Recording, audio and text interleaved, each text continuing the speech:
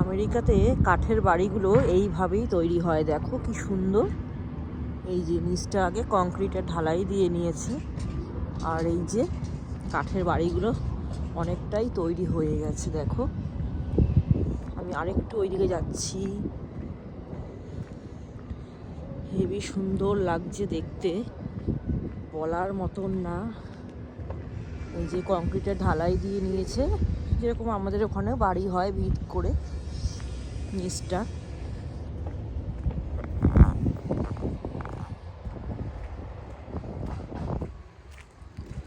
অসম্ভব সুন্দর লাগছে দেখতে, খুব কাদা জল এখানে, তাই